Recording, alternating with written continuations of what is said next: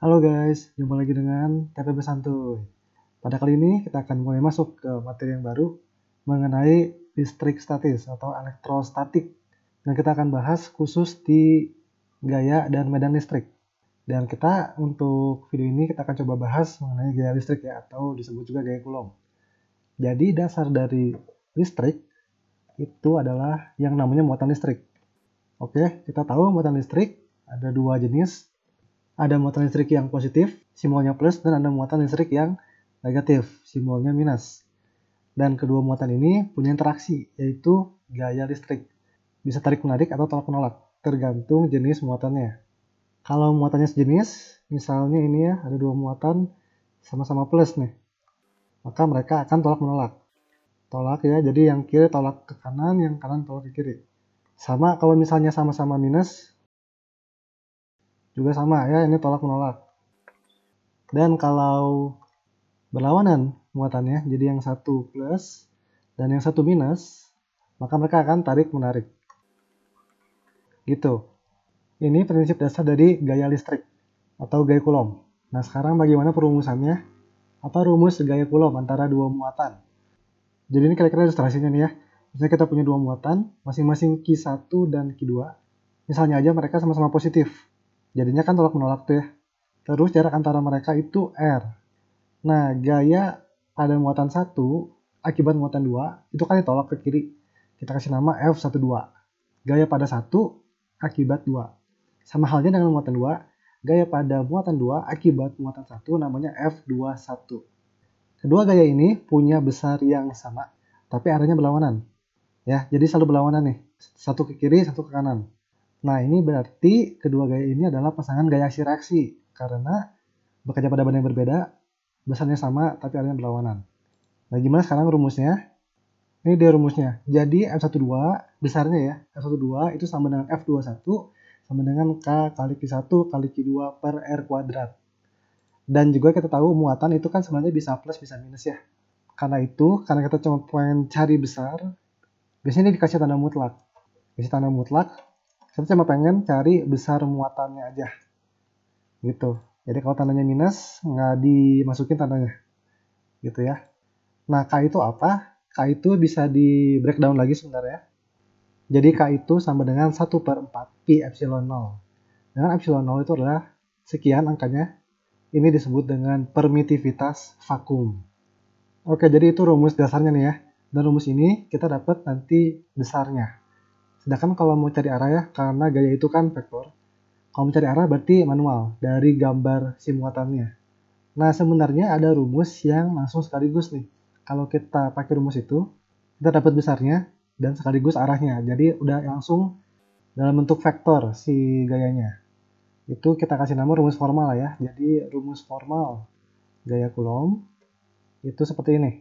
Jadi langsung pakai vektor nih, F12 vektor misalnya kita mencari F12 sama dengan sekian K bla bla bla bla R12 kuadrat R topi 12. Dan kalau mau F21 dicari tinggal minusin aja karena berlawanan arah. Nah, di sini muncul variabel baru nih. Ada R12 apa tuh? R topi itu apa tuh? Itu vektor satuan. Dan juga bisa dilihat di sini. Ini Q-nya langsung, nggak pakai mutlak. Jadi kalau minus, masukin tandanya. Ya, kalau Q1-nya minus 5, ya masukin minusnya. Kalau di rumus ini enggak, karena dimutlakin. Nah, biar lebih jelas ini maksudnya apa, coba kita lihat contoh nih ya. Jadi ceritanya ini ada dua muatan, plus Q dan min 2Q. Dan ini koordinat sekian tuh, A2A dan 4A, 3A. Jadi ini posisinya masing-masing nih ya. Ini A, 2A, yang minus 2Q itu di 4A, 3A. Carilah vektor gaya Coulomb yang dialami muatan plus Q. Misalnya jadi kita namakan ya, muatan yang plus Q ini muatan 1, dan yang ini muatan 2. Nah, selanjutnya dari sini kita gambar vektor masing-masing muatan, vektor posisinya. Dan juga vektor relatif antara keduanya, yaitu seperti berikut. Nah, kayak gini nih. Jadi R1 itu adalah vektor posisi muatan 1. R2 itu vektor posisi muatan 2. Dan R12 itu adalah vektor dari 2 ke 1. Nah, nanti ini kita cari nih, R12. Sesuai rumus ini ya, kita akan cari itu. Gimana caranya? Itu dari R1 dan R2 masing-masing. Jadi pertama cari dulu R1, vektor posisi muatan 1. Karena ada di koordinat A, 2A, berarti gini. Ini R1 nih ya. R1 sama dengan AI plus 2AJ. Vektor posisi aja. Terus sekarang yang R2-nya. Posisi muatan kedua. Itu kayak gini nih ya. Karena ada di koordinat 4A, 3A, berarti gini. 4AI plus 3AJ. Sekarang gimana cara ngitung R12? R12 itu rumusnya begini. R1 min R2. Oke, jadi vektor 1 dikurang vektor posisi muatan 2. Nah, sekarang langsung aja ya, coba kita kurangin R1 min R2. Nah, kita dapat kayak gini nih. Setelah dikurangin R12 itu min 3AI min AJ. Oke.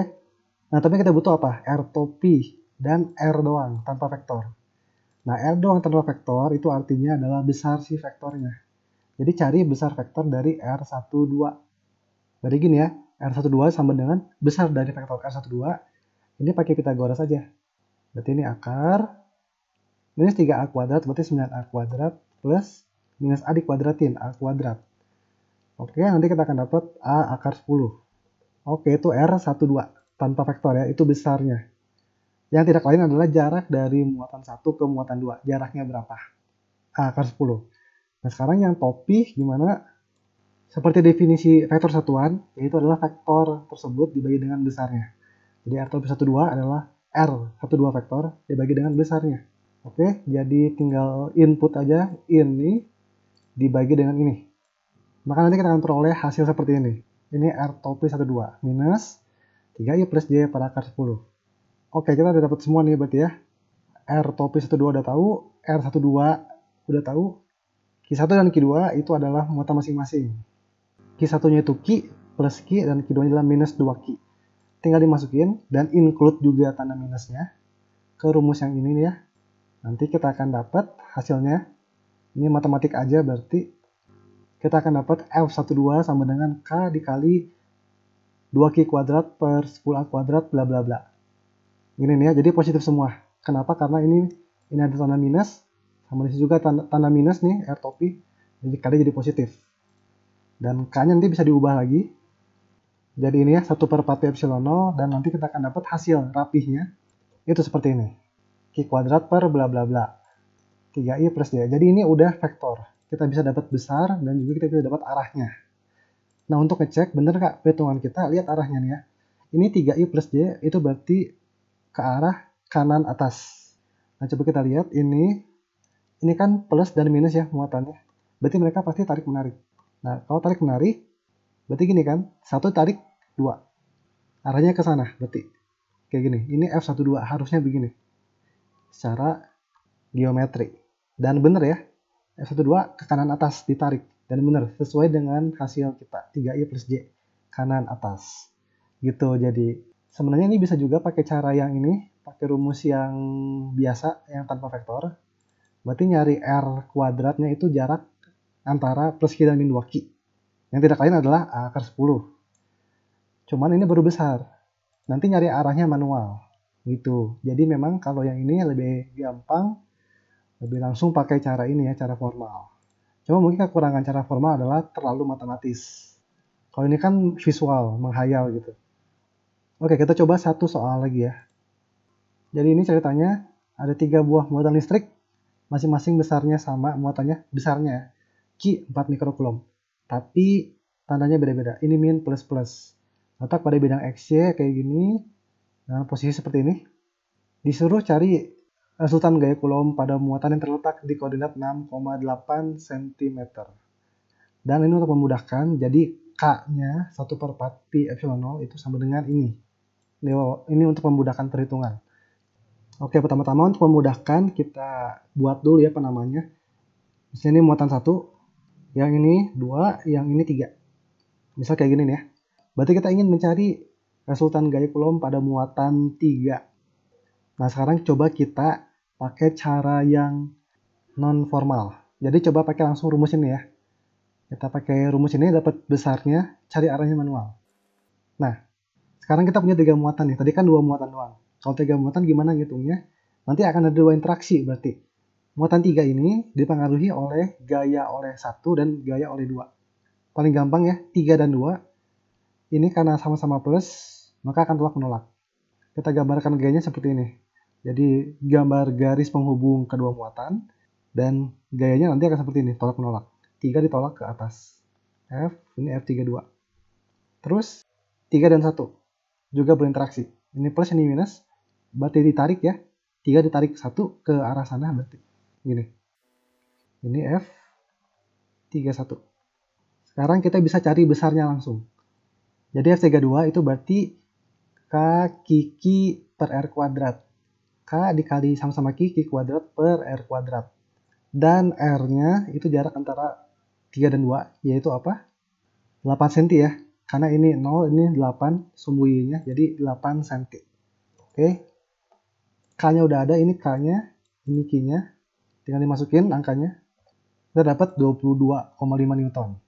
Dan ini cara ngitungnya akan sama juga dengan yang F31. F31 karena sama-sama Q, ini Q. Ingat kalau pakai rumus ini cari besarnya aja. Jadi muatannya ada masukin minusnya. Kaki kuadrat per jaraknya. Sekarang jaraknya berapa? Jarak antara 3 dan 1. Ini yang diagonal segitiga. Karena ini segitiga siku-siku. Ini 6, ini 8. Pasti ini 10. Oke? 10 cm kuadrat. Dan ini hasilnya sama dengan 14,4 Newton. Nah, ini baru besar ya, masing-masing besar. Sekarang kita harus mencari resultannya, besar dan arah.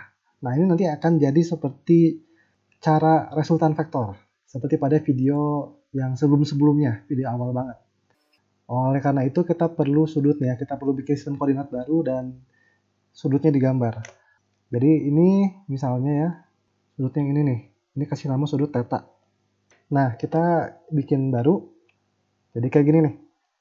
Jadi dipindah aja tuh ya, F32-nya dipindah ke sini, ke 0,0. Dan F31 juga dipindah ke 0,0. Tetanya yang ini. Lalu nanti sin theta dan cos theta tentu akan dibutuhkan.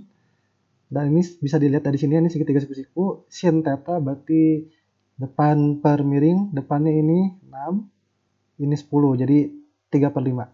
Berarti cos theta-nya pasti 4/5. Oke, kalau udah apa? F31 dan F32 itu dua-duanya diurai masing-masing ke sumbu X dan ke sumbu Y.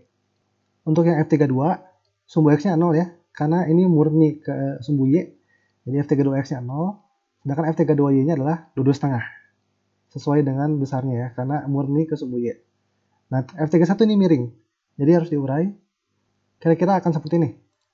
Jadi F31X itu minus, kenapa? Karena ke arah kiri kan, kalau diurai ini ke arah kiri.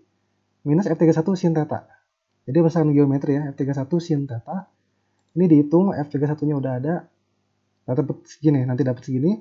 Juga ada F31Y, karena dia ke bawah, pasti minus F31 cos theta. Minus sekian, bla bla bla. Oke, jadi kita dapat masing-masing gaya udah diurai, sumbu X dan sumbu Y. Sekarang hitung resultannya. Jadi resultan gayanya itu F3X ya, kasih nama F3X, karena kita pengen cari F di 3. Itu berarti nanti gini, F32X plus F31X. Ya, jadi yang sumbu X dijumlah, dapatnya ini dong, minus 8,64 Newton. Sama halnya dengan yang sumbu Y, F3Y berarti F32Y plus F31Y. Jadi 12,5 ditambah minus 11,52. Nanti hasilnya adalah 10,98 Newton. Kalau udah terakhir, mau cari besarnya pakai Pitagoras. Jadi F3 sama dengan F3X kuadrat plus F3Y kuadrat. Pitagoras, kita akan peroleh angka 13,97 Newton. Itu oke, ini baru besar ya. Tinggal terakhir arahnya, yaitu sudutnya ya. Sudut yang dibentuk vektor F3 terhadap sumbu X ini pakai tangen, yaitu tan alfa sama dengan yang Y dibagi dengan yang X. F3Y per F3X. Ini kalau dihitung dapatnya sekian, 1,27. Dan kalau diubah ke sudut, berapa sudutnya gitu? Alfa sama dengan, ini tinggal pakai kalkulator berarti ya, pakai arcus tangen. Dan karena ini kita lihat ya, yang X-nya negatif, yang Y-nya positif. Ini berarti kuadran 2. Jadi nanti hasil di kalkulator harus ditambah dengan 180 derajat. Dapatnya nanti segini. Alfa sama dengan 128,2 derajat. Gitu. Jadi nanti resultannya kira-kira seperti ini. Resultan gayanya ya, kita gambar di gambar yang terakhir aja. Kira-kira akan seperti ini. Nah, ini dia F3. resultan vektornya pada si muatan nomor 3 ini gitu ya. Jadi nanti bisa dipikirkan sendiri lebih enak cara mana, cara formal atau cara biasa. Masing-masing ada plus minusnya gitu. Oke, sekian dulu untuk materi gaya listrik. Semoga ini membantu untuk pemahaman kalian. Sampai jumpa di video berikutnya. Terima kasih.